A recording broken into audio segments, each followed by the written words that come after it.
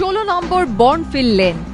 দীর্ঘদিন ধরে এখানে একাধিক হুন্ডির কারবার চলে আসছে, যেখানে বৈধ নথিপত্র ছাড়াই প্রতিদিন কোটি কোটি কাঁচা টাকার লেনদেন হয়। বড়বাজারের এরকম ব্যস্ততম এলাকাতেই দুষ্কৃতী তাণ্ডব। পুলিশের জালে 3 অভিযুক্ত।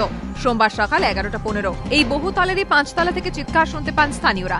প্রত্যক্ষদর্শীদের দাবি, আগ্নেয়াস্ত্র দেখিয়ে 5 তলার একটি হুন্ডি থেকে টাকা লুটের চেষ্টা করে 3 দুষ্কৃতী। ব্যবসায়ীদের চিৎকারে টাকা পেলে 3 জনই জানলা দিয়ে পালানোর চেষ্টা করে, কিন্তু নামতে গিয়ে পাইপ ভেঙে নিচে পড়ে যায় অভিযুক্তরা। পরে 5 জন ঢুকেছে, 5 জন ঢুকে ওই কমার্শিয়াল কমপ্লেক্সের ভিতরে গিয়ে কিছু ছিনতাই ডাকাতি মতন কিছু অ্যাটেম্প্ট হয়েছে। তার মধ্যে 5 জনের মধ্যে 2 জন পালিয়েছে আর 3 জন ওইদিকে ব্যাক সাইডে পড়ে গেছে। তার মধ্যে মনে হয় একটা স্পট ডেড হয়েছে, একটা এরকম হয়, আর একটাকে ধরা পড়ে পড়েছে। বিল্ডিংয়ে কিছু সিকিউরিটি নেই, বিল্ডিং ওপেন থাকে, সিকিউরিটি যখন নেই তাহলে কীভাবে ঢুকবে? গেট থেকে ঢুকবে, গেট 24 আওয়ার খোলা থাকে, কেন সিকিউরিটি গার্ড নেই?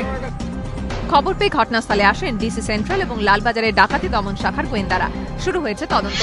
পুলিশের দাবি, হুন্ডির কর্মীদের একাংশের সঙ্গে যোগসাজশ ছিল দুষ্কৃতীদের। কর্মীদের কাছ থেকে পাওয়া তথ্যের ভিত্তিতে অপারেশনের ছক তৈরি হয়। পুলিশ সূত্রে খবর, অভিযুক্ত এবং সন্দেহভাজন সকলেই রাজস্থানের চুরুর বাসিন্দা। আঘাত গুরুতর হওয়ায় শ্রীচন্দ্র ও গৌতম নামে 2 অভিযুক্তকে কলকাতা মেডিকেল কলেজ হাসপাতালে ভর্তি করা হয়েছে।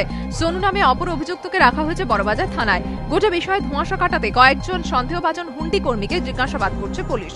ময়ূখ ঠাকুর চক্রবর্তীর রিপোর্ট, এবিপি আনন্দ, কলকাতা।